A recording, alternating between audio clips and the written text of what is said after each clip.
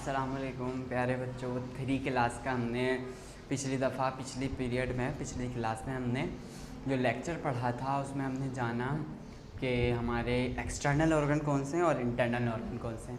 यानी कि हमारी बॉडी में मुख्तलिफ अज़ा हैं, मुख्तलिफ हिस्से हैं। कुछ ज़ाहिरी तौर पे बाहर से हमें नज़र आ रहे हैं जिनको हम एक्सटर्नल ऑर्गन कहते हैं, सही है, यानी कि बैरूनी अज़ा कहते हैं। और कुछ हिस्से जो है, कुछ पार्ट जो है वो हमारी बॉडी के अंदर है। अब दिल धड़क रहा है, कहाँ धड़क रहा है, हमें नज़र आ रहा है नहीं, इसका मतलब वो हमारे बॉडी के अंदर है, यानी कि वो इंटरनल ऑर्गन है।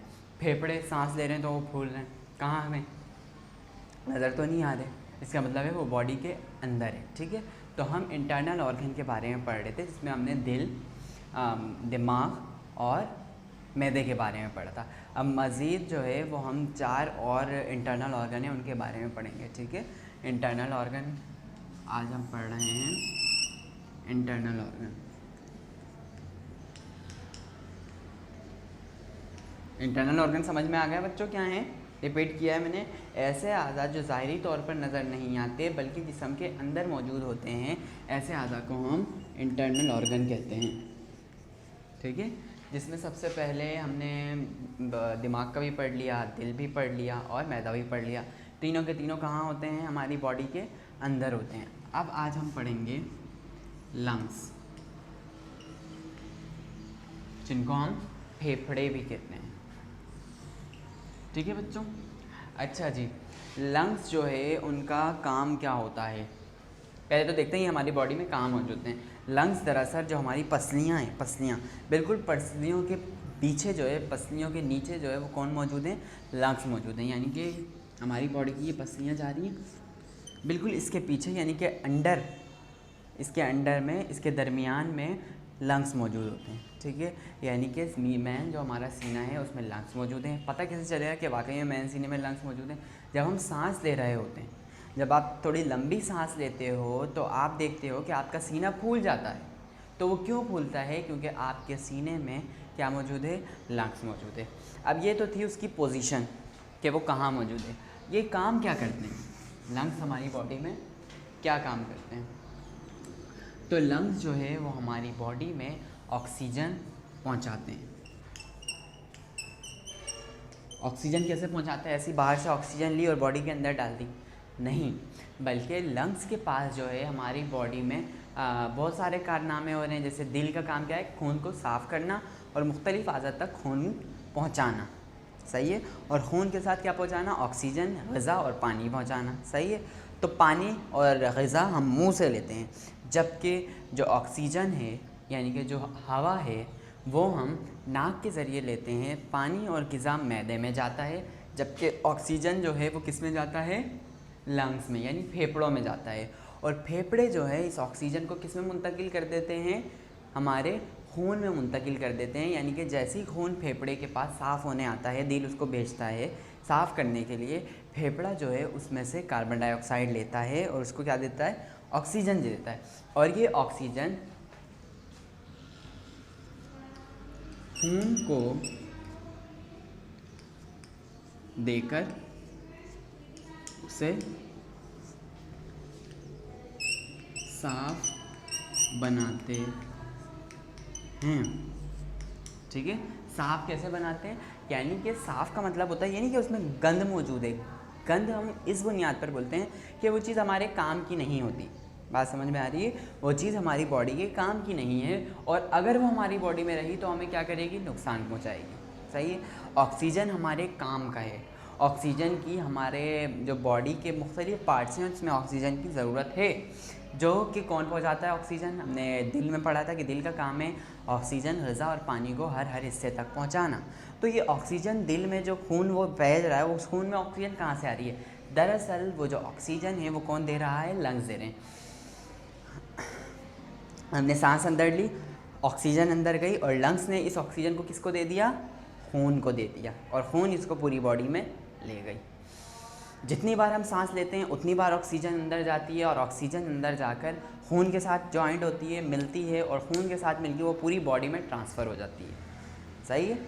और जब हम सांस बाहर निकालते हैं तो हम क्या निकालते हैं?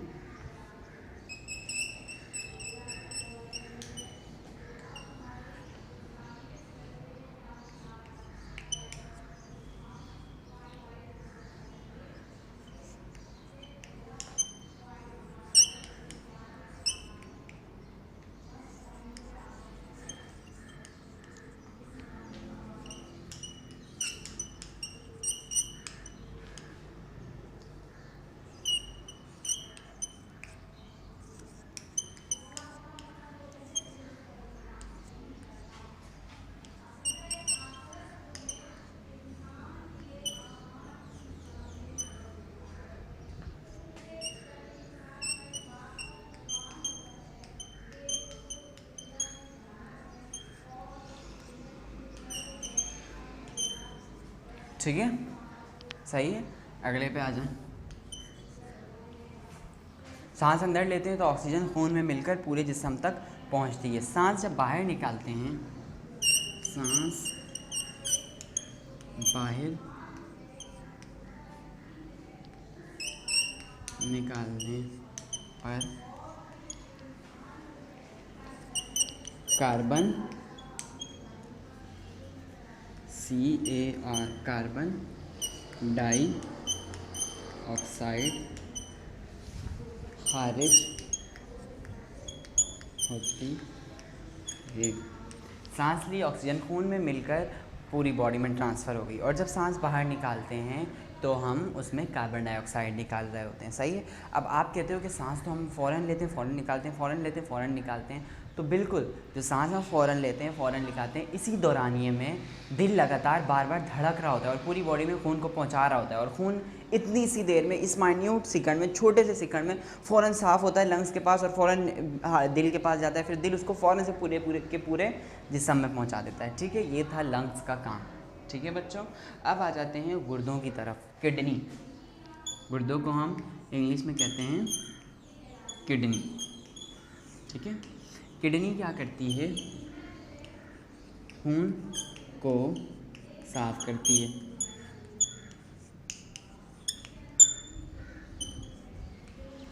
ठीक है, खून को साफ़ करती है। हमारा जो यूरिन बनता है, ठीक है, यूरिन किडनी बनाती है। क्यों? क्योंकि ब्लड में जब कोई इम्प्योरिटी आ जाती है, सही है, यानी कि सेल्स के ऐसे हमारे मुख्तलिफ कारनामे चल रहे हैं बॉडी के अंदर, सही है। अब जो वेस्ट प्रोडक्ट बन रहा होता है, ऐसे गंदे मादे बन रहे होते हैं जो कि हमें नुकसान पहुंचा सकते हैं, वो किस में मिक्स हो जाते हैं? हमारे खून में मिक्स हो जाते हैं। अब ये जब खून पहुंचता है किडनी के पास, तो किडनी इस खून में से उन गंदे मादों को निकाल लेता है, और हम यूरिन की सूरत में और अपने वेस्ट प्रोडक्ट की सूरत में उसको एक्सक्रीट आउट कर देते हैं। ठीक है, ये काम होता है गुर्दे का। अब चलते हैं हम और नुकसानदा अज़्ज़ा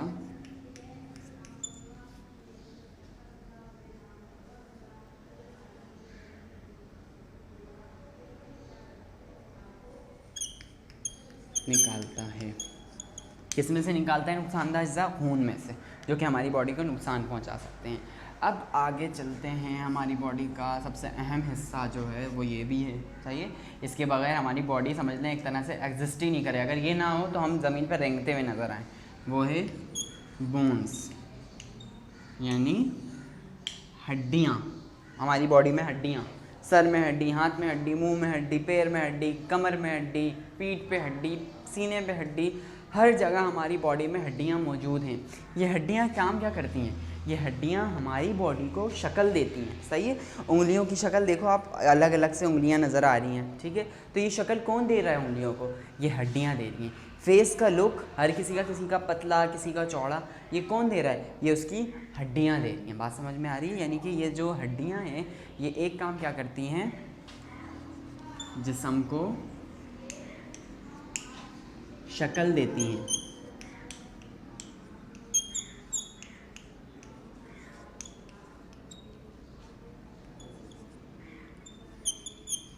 जिस्म को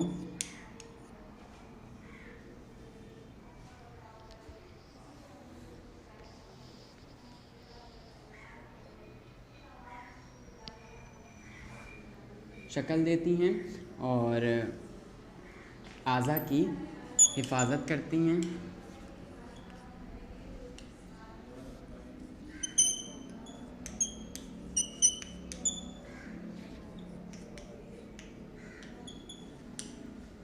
अब आप कहते हो कि हाथ में जो हड्डियाँ वो कौन से आज़ा की हिफाजत करती हैं?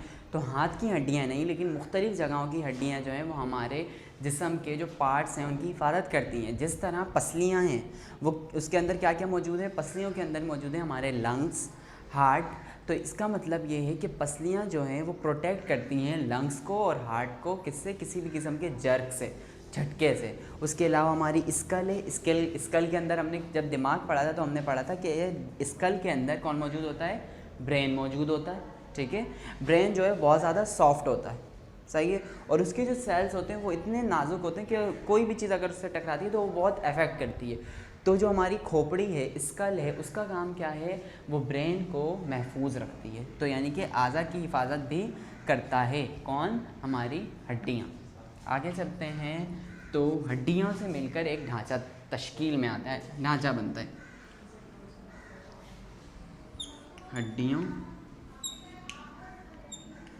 से मिलकर ढांचा, ढांचा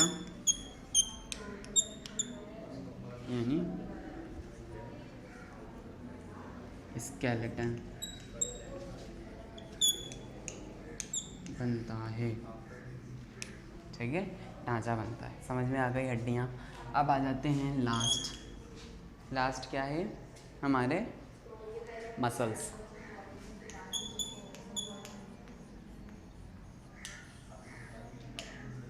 ठीक है, मसल्स को हम पट्ठे भी कहते हैं। ठीक है, गोश्त, हमारी बॉडी का वो हिस्सा जो गोश्त पर मुश्तमिल होता है वो पट्ठे भी कहलाते हैं और इंग्लिश में मसल्स भी कहलाते हैं। ठीक है, बात समझ में आ गई, मसल्स क्या हैं। अब मसल्स काम क्या करते हैं, मसल्स जो है वो दरअसल हमें दौड़ने में, भागने में, बोलने में, माउथ के मसल्स, ठीक है, हाथ से कोई काम कर रहे हैं हम तो हाथ के मसल्स, ठीक है, चल रहे हैं तो पैर के मसल्स, सही है, दौड़ रहे हैं तो बॉडी के बहुत सारे हिस्सों के मसल्स वर्कआउट कर रहे होते हैं, हमारे साथ साथ हरकत कर रहे होते हैं। तो दरअसल मसल जो है, पट्ठे जो है, पट्ठे हमें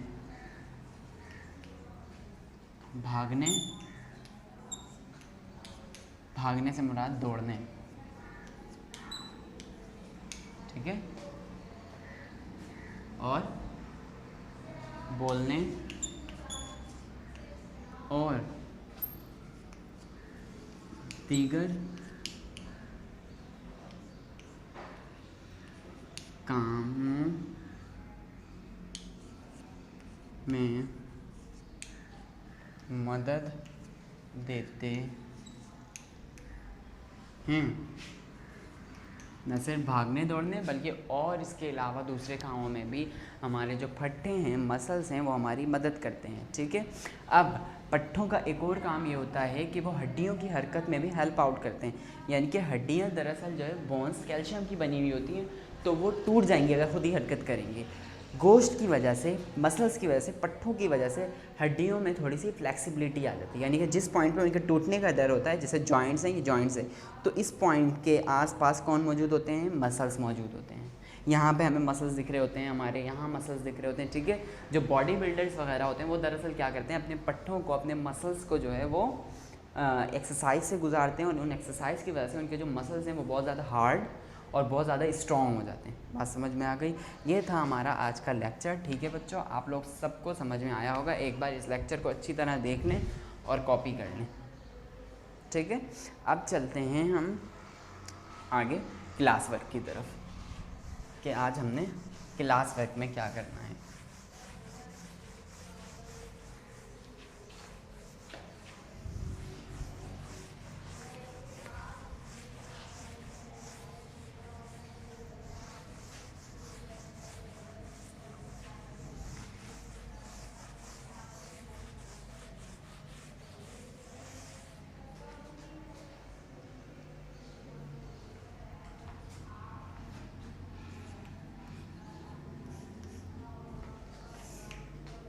पहला क्वेश्चन, सवाल नंबर 1,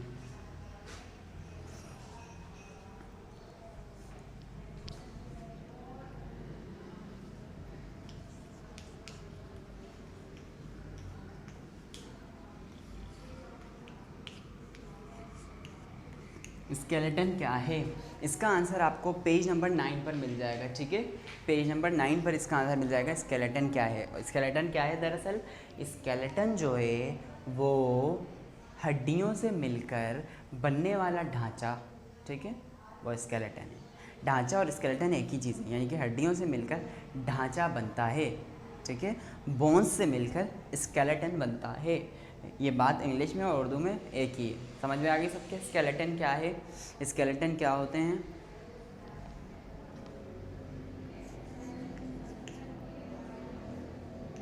सवाल नंबर 2, सवाल नंबर 2 पर अगर हम आएँ तो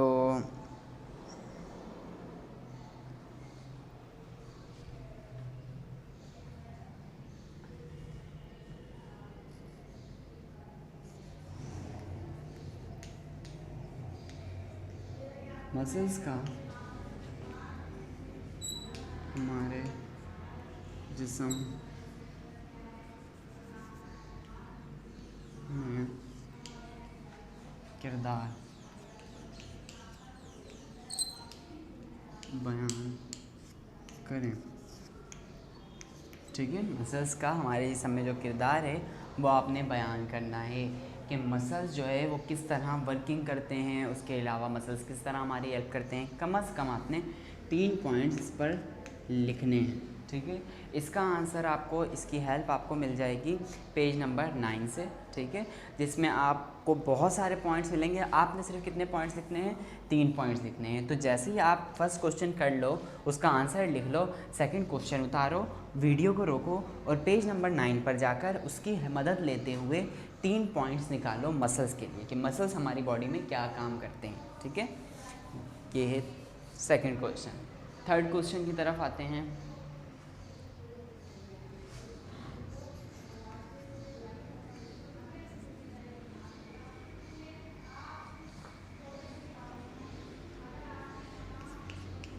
गुर्दे हमारे जिस्म में क्यों ज़रूरी हैं? गुर्दे हमारे जिस्म में क्यों ज़रूरी हैं? अच्छा क्वेश्चन है। ठीक है, तो इसकी हेल्प आपको पेज नंबर 8 से मिल जाएगी। पर मैं आपको समझा दूं, गुर्दे खून में से नुकसानदाह मादे निकालते हैं। अगर गुर्दे ये काम ना करें तो वो नुकसानदाह मादे खून में रह जाएंगे और हमारे जिस्म को नुकसान पहुंचाएंगे। बात समझ में आ गई? इसका आंसर मैं आपको लिखवा देता हूँ, बाकी 2 आंसर आपको इजीली मिल जाएंगे, तो वो आप खुद कर लीजिएगा। इसका आंसर मैं लिखवा देता हूँ। गुर्दे खून में से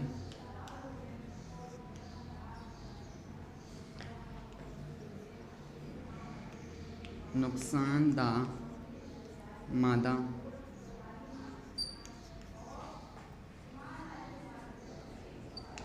निकालने का काम करते हैं। ठीक है, नुकसानदाह मादा निकालने का काम करते हैं। अगर ये ना हों तो ये मादे हमारे जिस्म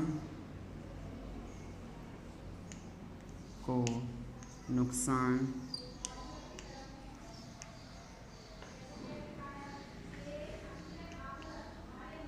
पहुंचा सकते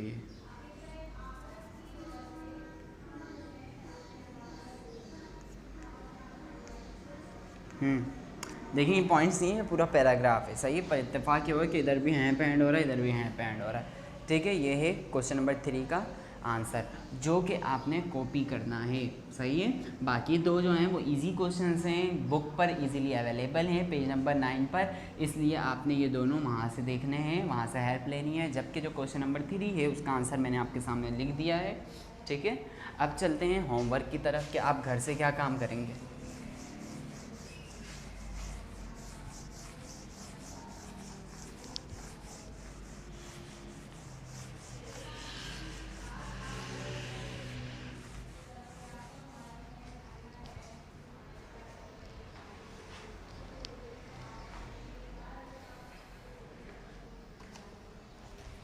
पेज नंबर 8,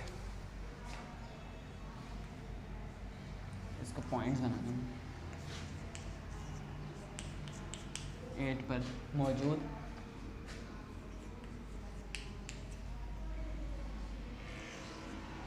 सरगर्मी, कौन सी सरगर्मी है? ये है पेज नंबर 8 पर। कौन सी ग़िज़ाएँ हमारा मैदा आसानी से हज़म कर लेता है? तो हमारा मैदा नरम ग़िज़ा, हल्की ग़िज़ा बआसानी हज़म कर लेता है। ये आपका होमवर्क है। आपने ये लिखना है पहले कि कौन सी ग़िज़ा ऐसी है जो मैदा बआसानी हज़म कर सकता है। उसके बाद उन ग़िज़ाओं के कम से कम 5 नाम आपने लिखने हैं। ठीक है बच्चों, अब आगे चलते हैं पेज नंबर 10 पर। पेज नंबर 10 पर आपको हेडिंग दिख रही है प्रोजेक्ट की। ठीक है, इसमें लिखा हुआ है अपनी सांस की रफ्तार मालूम करें। पेज नंबर 10 यही सरगर्मी मौजूद है। ठीक है, सांस की रफ्तार मालूम करनी है। किस तरह? इन्होंने बाकायदा मेथड दिया हुआ है। दरकार अशिया, घड़ी आपके पास होनी चाहिए। 2 मुख्तलिफ़ हालतों में अपनी सांस की रफ्तार मालूम कीजिए। आपने 2 अलग अलग हालतों में सांस की रफ्तार मालूम करनी है। 2 अलग हालतें कौन सी हैं? आराम की हालत में, दौड़ने की हालत में। यानी कि एक तो आप जब आराम से बैठे हुए हों, कोई टेंशन नहीं हो, सही है, कोई मसला नहीं हो, बिल्कुल ईजी फील बैठे हुए हों, और एक जब आप दौड़ते हुए नज़र आएँ या दौड़ते हुए, ठीक है, कुर्सी पर बैठे हैं और अपनी सांस की रफ्तार 15 सेकंड में गिनें। वर्कबुक में दिए गए सफ़े पर रीडिंग नोट करें। रीडिंग नोट करने की ये जगह है। आपने क्या नोट करना है? सबसे पहले आराम की हालत में। आप आराम की हालत में बैठे और 15 सेकंड तक, ठीक है, 15 सेकंड तक आप जो है वो अपनी सांस काउंट कर रहे हैं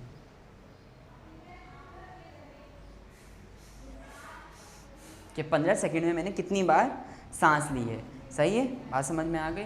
उसके बाद एक हालत हो गई, आपने लिख दिया आपने 15 सेकंड में कितनी सांस ली है आराम की हालत में। उसके बाद ये पूरा आपने कॉपी पर उतारना है। अगले पे चले जाएं। आप मैदान में दौड़ लगाएं, नोट कीजिए 15 सेकंड में आप कितनी मरतबा सांस ली, आपने कितनी मरतबा सांस ली। क्या सांस की रफ्तार पहले जैसी ही थी या तब्दील हुई? अब आप 15 सेकंड तक मैदान में भागें, 15 सेकंड तक यानी कि भागना शुरू करें, और उस दौरानी में अपनी सांस गिनते रहें कि मैंने कितनी सांसें ली, पहले जितनी ली या पहले से ज़्यादा ली या पहले से कम ली। ठीक है, और उसको इधर नोट करना है। सही है। अब आप कॉपी पे किस तरह करेंगे? आपने कॉपी पे लिखा अपनी सांस की रफ्तार मालूम करें। सिर्फ क्या लिखना है? अपनी सांस की रफ्तार मालूम करें। ठीक है, और ये वाला कॉलम बना दिया। ठीक है, ये कॉलम बना के जो जो चीज़ें इसमें लिखी हुई हैं आराम की हालत में, दौड़ने की हालत में, वो रीडिंग आपने नोट कर ली। ये है आपका होमवर्क। सही है, सारे बच्चों को समझ में आया होगा। 3rd class. Thank you students.